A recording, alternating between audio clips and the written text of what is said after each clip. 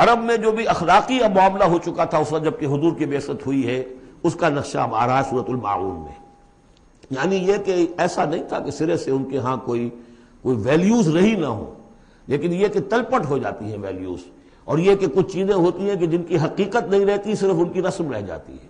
جیسے آج ہمارا حال ہے، رہ گئی رسم اذاں روح بلالی نہ رہی، فلسفہ رہ گیا تلقین غزالی نہ رہی. تو ان کے ہاں بھی یہ آ چکا تھا کہ اب وہ چونکہ جزا و سزا کے تصور سے محروم ہو چکے تھے، لہذا ارأیت الذی یکذب بالدین، کیا تم نے دیکھا اس شخص کو جو جزا و سزا کا انکاری ہے؟ کوئی جزا سزا نہیں، کوئی باعث بعد الموت نہیں. ان ہی الا حیاتنا دنیا نموت و نحیا وما یہلکنا الا الدار. اس دنیا کی زندگی کے سوا کوئی زندگی نہیں، ہم خود مرتے ہیں خود جیتے ہیں، اور ہلاک کرنے والی شے گردش افلاک کے سوا اور کوئی نہیں، ہم کوئی خدا کو نہیں مانتے. ایسے لوگ بھی تھے ان میں. ظاہر بات ہے کہ اس شخص کا کردار کیسا ہو جائے گا جو جزا و سزا کا منکر ہے. وہ تو یہی ہوگا بابر بیش کوش کہ عالم دوبارہ نہیں اس طرح.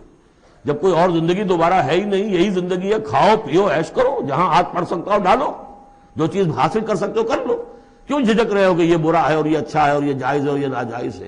پھر تو طریقہ یہی ہوگا. تو وہ کردار کیا بنتا ہے اگر جزا و سزا کا انکاری ہوگا انسان، تو کردار کیا بنے گا؟ فَذَلِكَ الَّذِي يَدُعُّ الْيَتِيمَ، وہی ہے کہ جو یتیم کو دھکے دیتا ہے. کیوں کھلائے یتیم کو؟ کون سا فائدہ ہے اسے سے؟ وَلَا يَحُضُّ عَلَىٰ طَعَامِ الْمِسْكِينِ، اور کسی مسکین کو کھانا کھلانا خود تو درکنار، کسی اور کو بھی اس کے لیے کوئی تلقین کرنے کو تیار نہیں. اس لیے کہ اندیشہ یہ ہے کہ میں اسے تلقین کروں گا تو پلٹ کر مجھ سے نہ کہے کہ تم کیوں نہیں کھلاتے. فَوَيْلٌ لِّلْمُصَلِّينَ، ان کے ہاں نماز تو ہے، نماز کا حلیہ انہوں نے بگاڑ دیا ہے. وہ سورہ انفال میں ہم پڑھ چکے ہیں، سیٹیاں بجاتے تھے، تالیاں بجاتے تھے، لیکن وہ نماز سمجھتے تھے اسے. وہ طواف کرتے تھے خانہ کعبہ کا، اور اس میں سب سے اونچا طواف سمجھتے تھے اس کو کہ مادر ذات برہنہ ہو کر طواف کیا جائے.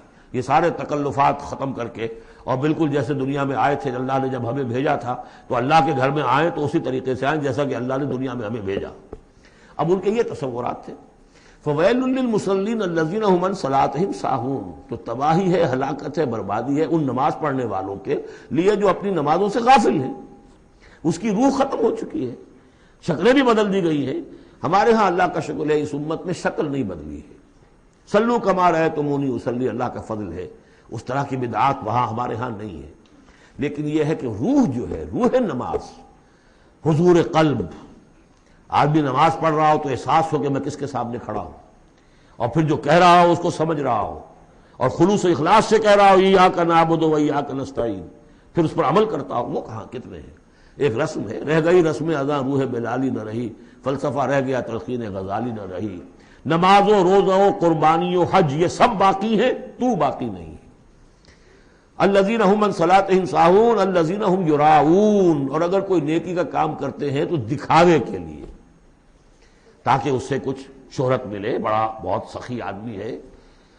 وَيَمْنَعُونَ الْمَاعُونَ، لیکن ان کی شخصیت کے اندر پستی کا عالم یہاں تک آ گیا ہے کہ عام استعمال کی چیزیں بھی مانگے تانگے نہیں دیتے.